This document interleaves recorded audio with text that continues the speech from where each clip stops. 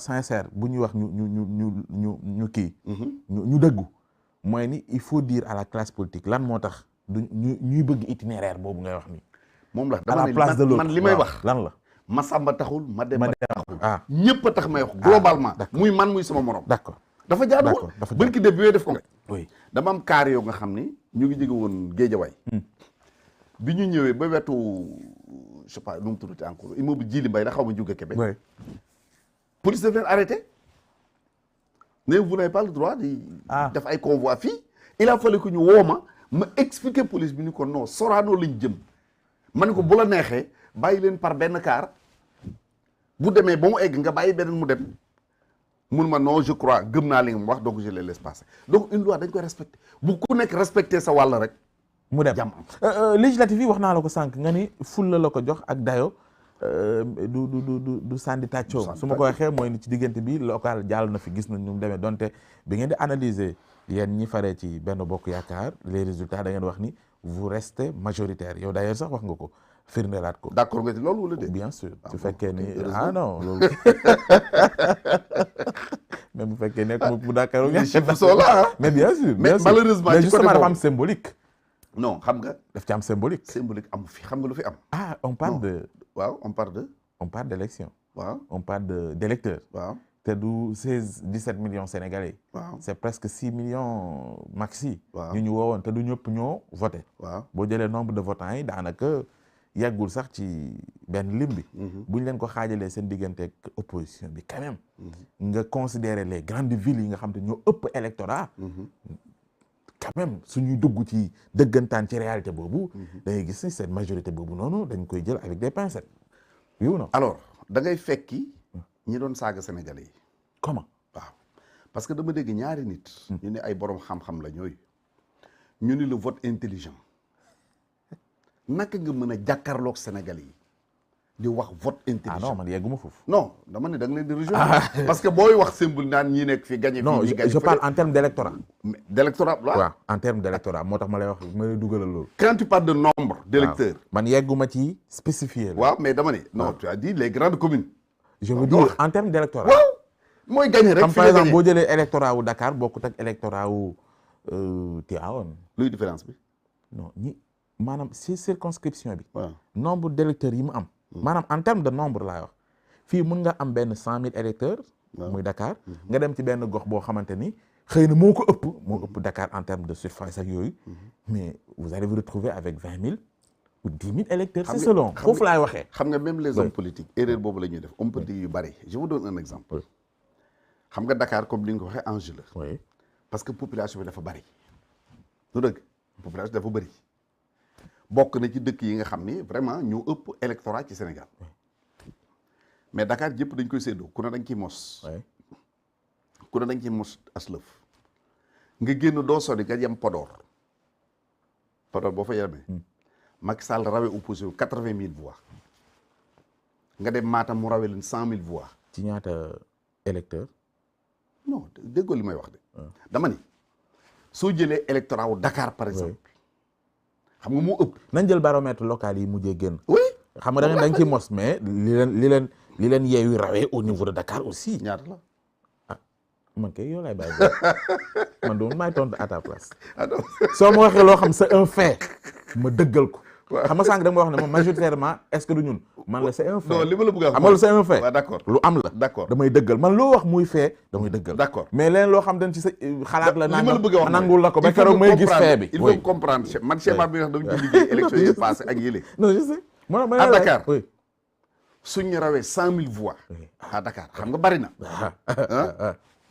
soo demee Louga ma rawee la 40 ma rawee ba yow boo même si dee xam naa ne fa nga bokk sax fa nga bokk loolu moom leer na mais bon comme nangu woo ko du ma la ko affirmer la d'accord fan laa bokk ku wax feeñ fa ci langu ma daawur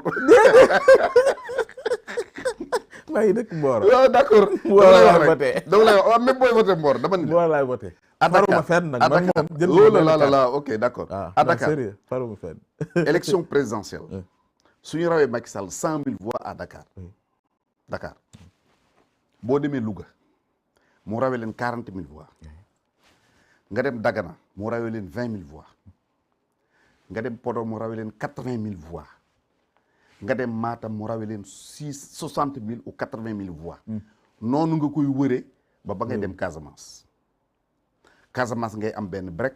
oui le reste du pays même chose. nga ñëw ba Mbacké break. Mbacké c'est pas évident que nga am fa break. parce que c'est toujours tangent. Touba mais Mbacké enfin quand je dis Touba Touba ak Mbacké lay wax Diourbel il gagne ça. pas de problème alors li ma la bëgg a wax mooy. élection législative yi ngay def référence. oui la majorité am nañ ci près de 2 millions de voix. rawee nañ ci opposition plus de 700 000 voix. y a pas photo. y a pas photo y a pas photo. alors pour Dakar bi lu tax kon président Macky Sall bi mu laajee Amadou Ba ñaata lañ toll ci parrainage mu ne ko 30 000 mu ne ko mais pressez le pas. xam nga lu tax les Sénégalais xam nga lu tax. de l'autre côté fu mel ni Kaolack on est à presque 100 000 voix. xam nga lu tax. 100 000 parrains laa bëgg. Dakar c'est 7 députés le département de Dakar. c'est important. 7 députés yoo nga xam ni ratio bi dina la jox à peu près 3 autres députés sur la liste nationale. donc si tu gagnes Dakar normalement tu vas te retrouver avec 10 députés. donc c'est important de gagner. alors ping-pong bi diggante Amadou Ba Abdoulaye Diouf Sarr. mais y a pas de ping-pong ban ping-pong nga y a pas de ping-pong dem na à des élections territoriales Abdoulaye Diouf Sarr était le candidat Diouf Sarr ci li ma xam Amadou Ba soutenir ko ci li ma xam. ci li nga xam. oui li ma xam laa xam lu ma xamul xaw ma ko n'est-ce pas bon élection yi jàll na ñu ngi jëm élection. man fekkee naa. je pense est-ce que du ouverture meeting Abdoulaye Diouf Sarr fii Yoff fekkee na maa ngi woon ci jotaay bi nga jëlee kaddu nga am loo wax. waaw. soyez sincère. absolument ña ma doon waxal ña nga woon ci tribune ba. te résultat yi wane na ko. est-ce que wane na sincérité boobu. kan. est-ce que ñi àndoon ak moom. ñi àndoon ak kan. ñi àndoon ak Abdoulaye Diouf Sarr. waaw ñi ko doon soutenir ànd ak ñoom bi nga wax ne nañu sincère. am na loolu junj. te loolu feeñ na ci élection locale yi. mais dégg nga Amadou Ba bis bi Amadou Ba Moussa Sy. et d'ailleurs même biñ ko tabaatee yaa ngi dégg coow li ca Parcelles Assainies ñi ànd ak Moussa Sy. mon frère tout sauf Amadou Ba. non c'est-à-dire lii ay góom la yu ngeen àndal te du ngeen ko laal. mais man te yow am na loo ci xam. mais dañu koy laal. oui fii mooy 13 minutes de vérité. passé laal. dañ koy xolli. moi je l'ai toujours fait man fu ma mënta waxee dëgg du ma fa toog bi ñu nekkee ci dialogue politique bi tous les partis étaient représentés sauf le PDS on était au Ngor Diarama.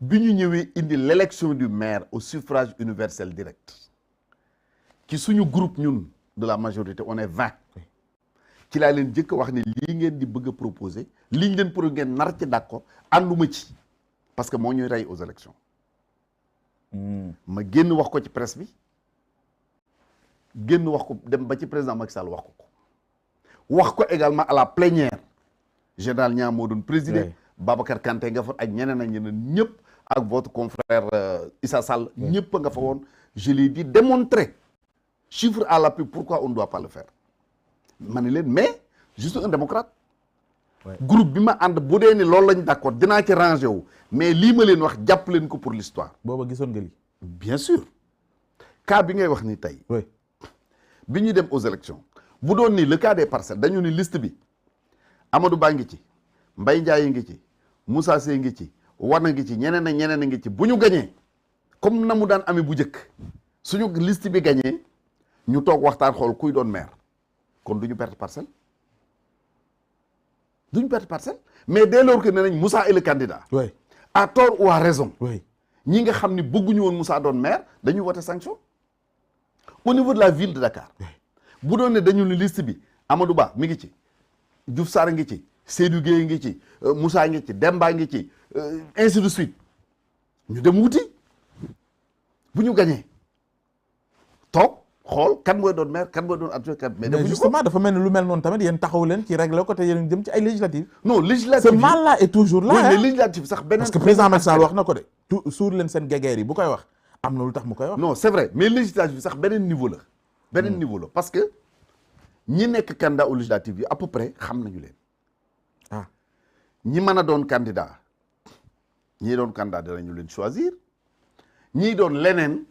parce que xam nga suma gars yi mais investiture yi dana saf gis nga suma gars yi oui dama leen wax tuuti ne état géej la xam nga tax muy géej kii day nekk Yoff di napp kii nekk Ngor di napp kii ne Joal di napp kii ne Kafountine di napp ku nekk da nga am loo yóbbu sa kër te doo joteeg sa morom dara ba di ko yàqal il faut que ñu am compréhension boobu ak générosité boobu li ma bëgg a wax mooy ñëpp mënuñu doon député ñëpp mënuñu doon ministre ñëpp mënuñu doon PCA ñëpp mënuñu doon DG ñëpp mënuñu doon ambassadeur ainsi de suite mais bu ñu àndee ak teg ak tey ba gagné parce que victoire la ñuy sédd defet kenn du ko séddoo bu ñu la gagné da nga jël sa pare dem sa kër toog donc victoire bi nga xam moom la ñuy séddoo bu ñu amee générosité xam ne diw la ñu def candidat député par exemple dans la localité yow ëllëg ak si ba xëy na mën nga doon leneen mais li ëpp loolu yëpp man li may dund boog laay wax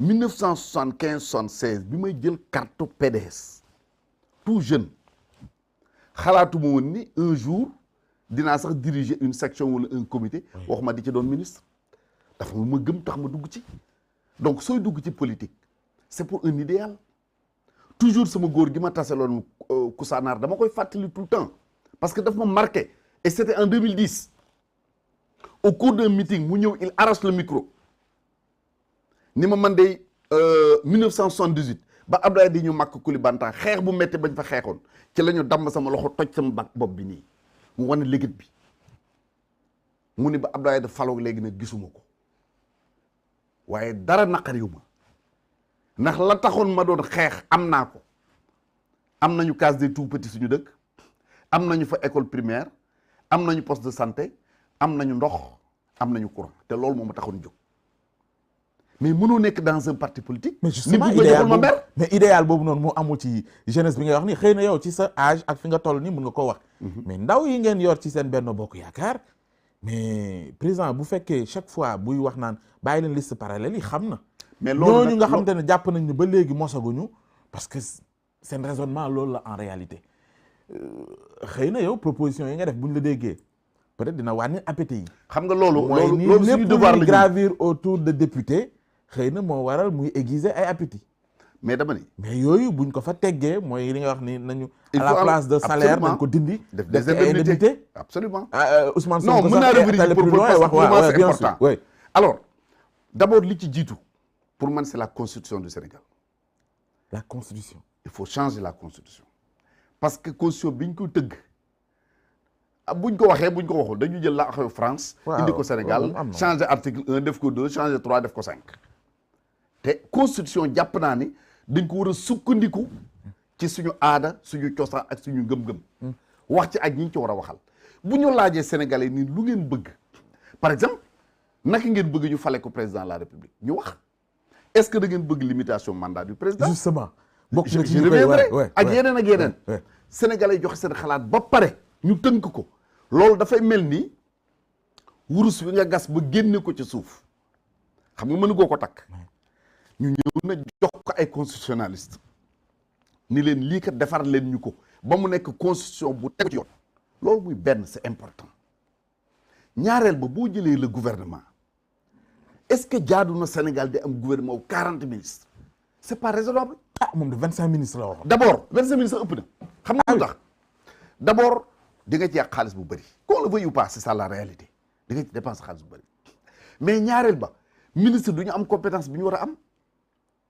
parce que tey boo jëlee exemple bi may jox ci mooy éducation nationale man li ma jàpp ne mooy éducation nationale mooy préscolaire la ba enseignement supérieur boole ci enseignement professionnel loolu mooy éducation nationale mais tey da nga am ministre de l'éducation am ministre de l'enseignement supérieur am ministre de la formation professionnelle am ministre de l'artisanat sans compter les am ministre de l'emploi xam nga ñi juróomi ministre benn ministre nga dagg def ko juróom tey ku ci bëgg jël décision il faut que décision ba ngay jël nga consulter kee te loolu benn ministère la boo ko defee benn ministère ak de grandes directions direction du préscolaire direction de l'élémentaire direction de l'enseignement supérieur direction de la formation professionnelle ainsi de suite mais yooyu yëpp benn kilifa la ñu am parce qu'ils ont un seul ministre bu xëyee da leen da woo réunion de coordination ñu toog tel sujet lii ak lii décidé ñëpp appliqué muy benn sur le gouvernement donc di nga am gouvernement bu dëgër ak ay gouvernement kilifa ak ay direction forte mais boo xoolee li doonoon ay direction bu njëkk lépp ay ministère la ñu léegi collectivité locale direction la woon emploi direction la woon artisanat direction ainsi de suite il faut les ak ay querelle yu dul jeex des fois bien sûr directeur boo xam faalewul sax bien sûr alors muy benn loolu c'est en termes de gouvernement boo jëlee assemblée nationale li fa nekk ci député ëpp na waxuma la ñu di ko yokk ñu ngi wax ni dañ ko yokk de ëpp na non seulement dañ ko war a wàññi yokku les députés du Sénégal de l'extérieur yóbbu ko 25 bàyyi fii 64 muy 100 députés 100 députés ni nga leen di fale aussi du liste nationale oui da ngay supprimer liste nationale parce que député boo nga xam liste nationale lañ ko fale mooy lan mooy neex nga président wala neex nga secrétaire général parti bi mu def le numéro 1 wala numéro 2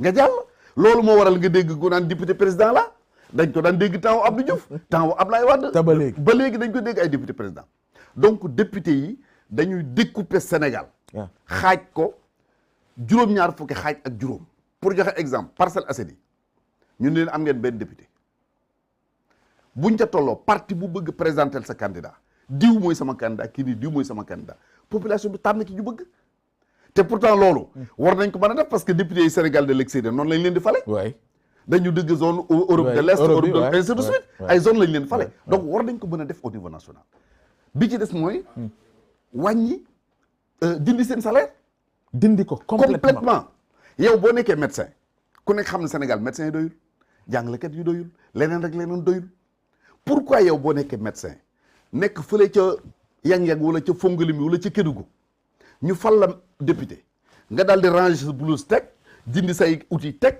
ñëw Dakar nekk hôtel des députés tëdd bu weeru dañu fay la 1 million et quelque te at mi 12 mois yi at mi doon doo ci liggéey 12 mois 3 mois la ñuy liggéey maximum te 3 mois yi sax soo koy càmbar sax daanaka liggéey bi moo tax ma ni maximum 3 mois lay doon seen présence boo ko calculer ëppul 3 mois ña nga doon faj fële amatuñu ku leen faj c'est un problème donc ñu ni la nga doon liggéey na la état bi jox oto nag booy dawal di la jox carburant boo ciy def say mission bu assemblée woote nag nga ñëw jour ya ngay def assemblée ñu fay la ay indemnité de session nga fay ci sa hôtel lekk ci ak leneen oto bi sax buñ la ko joxee na la wóor ni buy daw ci service mission bi lay doon waaw xam nga loolu sax neexu la calculer mais au moins ailleurs sax au moins soo ko joxee oto mu wóor ko ni pendant 5 ans oto bii lay utiliser bu yàqoo moo koy defar donc loolu dana ca waggar ba nga xam ne oto ba dana mel ni mu war a mel beneen bi ci des mooy il faut ñu créer dans ce pays li muy tudd haut conseil des religieux ak haut conseil des coutumiers réew boo fa nekkee tey crise bu amee ci Sénégal dañ naan nañ dem seeti sëñ Mountakha ñii nañ seeti sëñ Mbaye Sy Mansour nañ dem seeti sëñ diw kon kooku nga xam ni bu coow amee dañu koy seeti balay coow di am nañuy waxtaan ak moom teg haut conseil des religieux boo nga xam ni kilifa diine gu ne di nga am ñu la fa toogal lépp lu gouvernement di décider consulter leen ci ñoom dañu am voix consultative ndax am na loo nga boo ko yëkkatee bëgg ko def nga laaj kilifa dinañ attention loolu kat boo ko defee mën na jur lii ak lii teñ ko defee nii ak lii nga wut beneen haut conseil des coutumiers muy ay grand sëriñ ak chef coutumier yeeg ñeneen ak ñeneen ñoom it dañu am seen chambre boo nga xam ni boo sum dugg ci dara nga laaj leen ñoom ñuy joxal seen xalaat nga indi sénat boo nga xam ni du sénat politique un sénat de boo nga xam ña cay nekk minimum 60 ans la ñuy am te ñii ñëpp amuñu dara ay du salaire du dara non mën nañu am peut-être des indemnités c'est possible mais dama la jox benn exemple koñ boo dugg tey ci Ndakaaru la fa ne ci policier ancien policier à la retraite gendarme à la retraite militaire à la retraite sapeur-pompier à la retraite mën nañ régler question de sécurité koñ ba mais duñ ko def parce que kenn boole wu leen ci am na organiser leen oui am na compétence yoo nga xam ni waruñu ko mën a wàcc imaginez un général de l'armée à la retraite lire ay journaux rek lañ koy defloo un médecin bu dem ba xëy na voilà professeur d'université un avocat un magistrat baykat koo nga xam dund na di bay ba am juróom-ñaar fukk juróom-ñett non loolu c'est important comme proposition mais xëy na 2024 la ñuy soxla proposition yi ngay wax nii nee nga congrès bi effectivement dañuy génne doo ko soxla 2024 léegi nga wax Sénégal mais lii nga wax ni ñu xam foo leen jëmee ñun ñu ngi jëm ci députation yi ñu ngi dem ci élection yi fii ak ay weer la li nga wax ni fooguma ni président Macky Sall dina ci accéder. xalaatuma ko. D'ailleurs fonds politique ya am ci assemblée nationale yaakaaruma ku mel ni Moustapha Niasse dina la ci appuyer. parce qu'on parle de 50 millions de francs CFA yaakaaruma ko député fa nekk it la ñuy am it xalaatuma ni di nga wéet ci proposition bii nii. mais li ci am solo. waaw xam nga on dit que quand l'idée pénètre la masse elle devient une force. te man lii may wax gëm naa ni Sénégalais yi bëgg nañ ko. parce que gisaguma kenn ku mu dugg noppam. am na benn su ma déglu woon tegaloon naa la ko. mais lu wér ngay wax. boolu ko dañ moom kay mais c'est pas possible. amul benn Sénégalais bu muy dugg noppam te du la ne lii baax. non problème bi kay mooy système bi ñuy fale. ña fa ne ñoom la xëy na lii du arrangé. waaw mais bu 2024 waaye bu dee réew mi rek la bu dee réew mi rek la ñoom mën nañ cee ànd. 2024 réew mi fal. d'accord léegi boo dugalee ma candidature. très bien dinañ ci ñëw.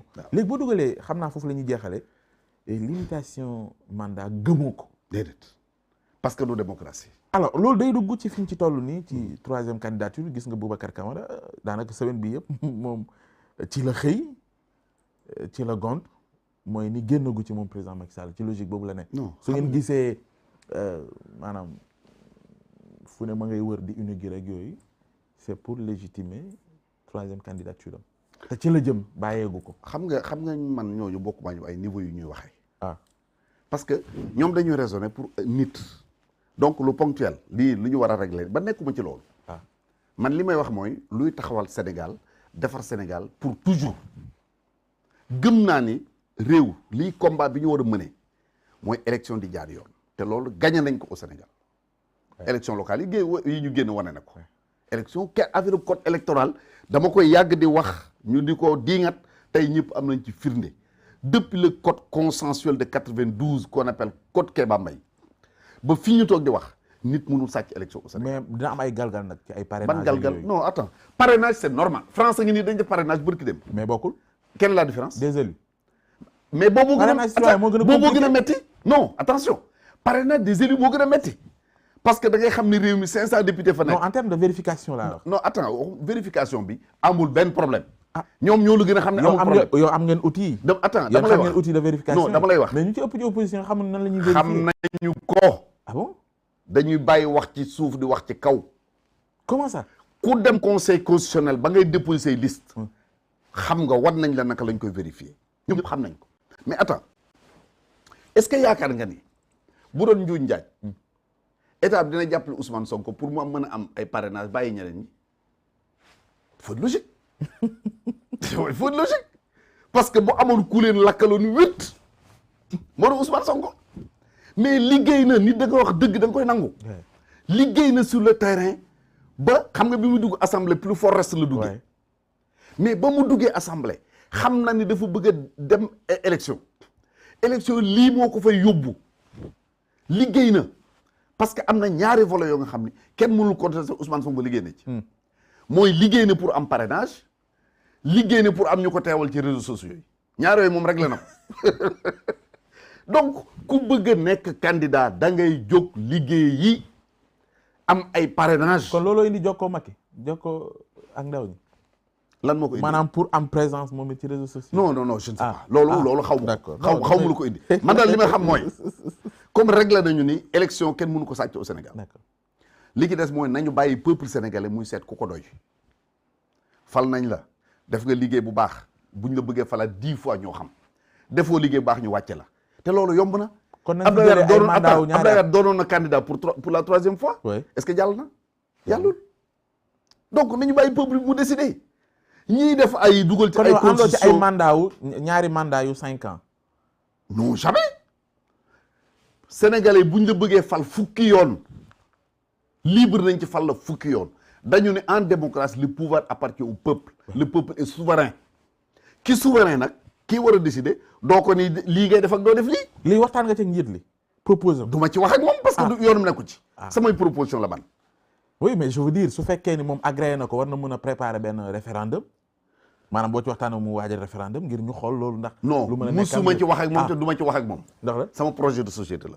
ni ma ci wax ak Sénégal yi yëpp ni ko ñëpp di déggee noonu la koy déggee Macky c'est vrai nous sommes des alliés. bien sûr ay xarit lañu mën naa ko waxee noonu joxante nañu cër mais nag ku nekk am na fooy yem sa morom li ma moom maa ko moom li moom moo ko moom. na muy doxale conseil des ministres moo ko xam na may doxale sama parti maa ko xam c'est aussi simple que ça samay proposition dina ko dégg comme ñëpp le discours que j'ai fait au congrès yónnee naa comme ni ma ko yónnee à tout le monde comme ni mu génnee ci presse bi. Est-ce qu'il est candidat il n'est pas candidat sama yoon nekku ci. ah lu tax sa yoon nekku ci. xam nga sama yoon nekku ci 2019 dafa ma woo ñu toog waxtaan mu ne ma je vais être candidat dafa bëgg a jàppale ma waxtaan samay nit ñi ma acca nañ ko jàppale 2024 est-ce qu'il est candidat ou pas jéemu ma ko comprendre sama yoon nekku ci xam nga li sama yoon nekk moi je suis candidat en 2024 li ma bëgg a jëm fi ma bëgg a jëme Sénégalais yi wax naa ko. bu nekkee candidat nag moom. mais bu nekkee candidat mu nekk candidat loolu affaire am la. man du sama affaire nii non Serigne Mbacké loolu c'est trop léger hein. comment c'est léger. non sa posture bi. man j'ai un. yow réew mi ak responsabilité bi nga am ci réew mi te nga xam moom candidature am xëy na li mu mën a gérer en terme ñuy wax sànq jàmm. ñi ñu war a saxal ci réew mi. ak ñu jàpp ne xëy na dina yóbbu réew mi ci beneen guuta. pourquoi ci candidature am pourquoi moo yóbbu ci guuta réew mi ci guuta pourquoi. justement da ngay dellu si li ma doon wax léegi. ci li mu wax moom il faut respecter les Sénégalais. non moom dafa attends déglu ma dafa leer. 2012 c'est lui qui doit respecter ce qu'il a dit. non déglu rek dama lay wax